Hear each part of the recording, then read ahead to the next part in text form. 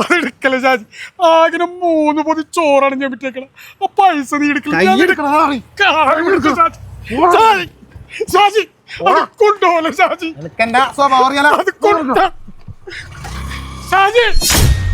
നീ പറയണൊക്കെ ശരിയാണ്. 2 ദിവസമായി നീ പറയണ പോലത്തെ ഒരാളെ കിട്ടണ്ടേ? ബിജു കാശം നേടാ. ഷാജി ഞാൻ പറഞ്ഞല്ല, ഞാൻ ഇത്തിരി പ്രശ്നത്തിലാണ് ഷാജി. നിന്റെ ഒരു പ്രശ്നം എനിക്ക് കേൾക്കേണ്ട കാര്യമില്ല. എന്റെ മോതിൽ വാങ്ങിച്ച് ഞണ്ണിട്ട് മര്യാദക്ക് പൈസ അല്ലാണ്ട് നടക്കൂല്ലോ. എടാ 1 മിനിറ്റ് ഞാൻ ഇപ്പൊ വിളിക്കാൻ. പൊന്നറ ഷാജി, നിനക്കറിയാലോ ഞാൻ ആക്സിഡന്റ് ആയിട്ട് കുറച്ചാൾ കിടപ്പിലായിരുന്നു. ഞാൻ നിന്റെ പൈസ തരും, എനിക്ക് കുറച്ച് സാവകാശം താ ഷാജി. അതേ, നാളെ ഞാൻ ഒന്നും കൂടെ വരും. എനിക്ക് തരാനുള്ള പൈസ ഉണ്ടല്ല, നിന്റെ വീട്ടിൽ ഞാൻ പായിട്ട് കിടക്കും. നിനക്ക് എന്താ അറിയാല. ഇപ്പൊ തൽക്കാലം എടുക്കല ഷാജി, ആകെ 3 പൊതി ചോറാണ് ഞാൻ വിറ്റേക്കണം. ആ പൈസ നീ എടുക്കില്ല. ഷാജി കൊണ്ടുപോലെ ഷാജി, നിനക്ക് എന്താ സ്വഭാവം അറിയാലോ. ഷാജി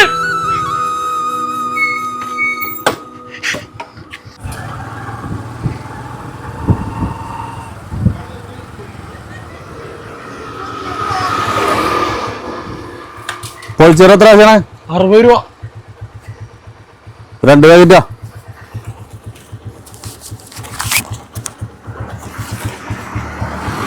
ചേട്ടാ 100 അത് മതി. റോഡ് സൈഡിലെ കച്ചവടം അല്ലേ? 120 അത് മതി ചേട്ടാ. 10 രൂപയിൽ താഴെ അത് മതി ചേട്ടാ. മതി മതി ചേട്ടാ, അങ്ങനെ പറയല്ലേ ചേട്ടാ. ചേട്ടാ ചേട്ടാ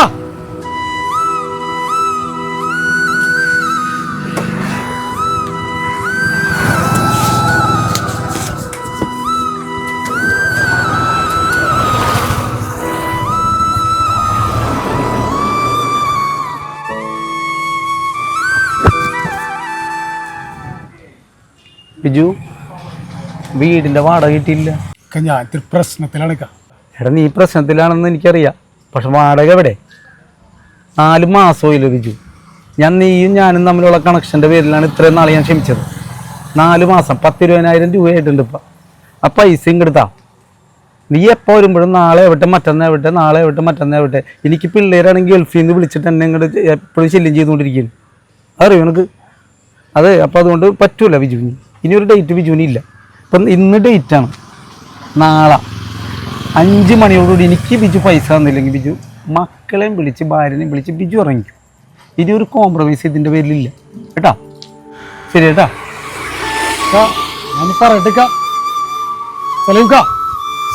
ഇനിയൊന്നും പറയണ്ട ബിജു. ബിജു ഇനിയൊന്നും പറയണ്ട.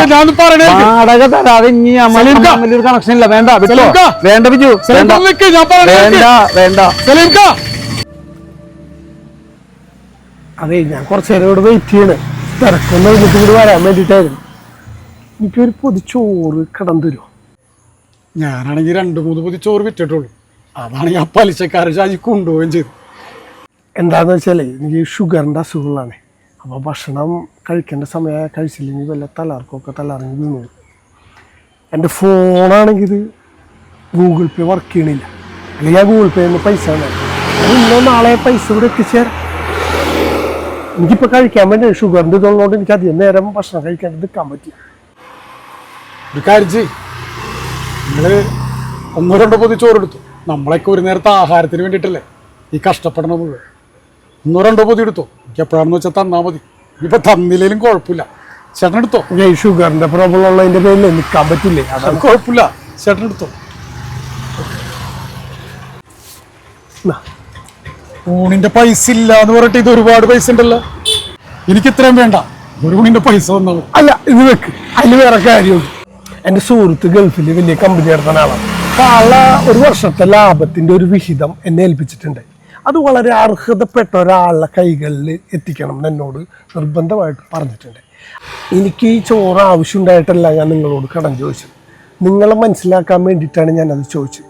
അതിലും നിങ്ങൾ വിജയിച്ചു. നിങ്ങൾ ഇത്രയും പ്രയാസത്തിൽ നിൽക്കുമ്പോഴും മറ്റൊരാളെ വിശപ്പടക്കാൻ കാണിച്ച മനസ്സ്, അതാണ് ഏറ്റവും വലിയ കാര്യം. ഞങ്ങളൊക്കെ കൂടെയുണ്ട്.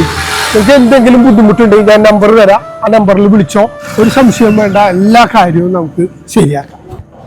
ഞങ്ങളൊക്കെ കൂടിയില്ലേ, വിഷമിക്കണ്ട.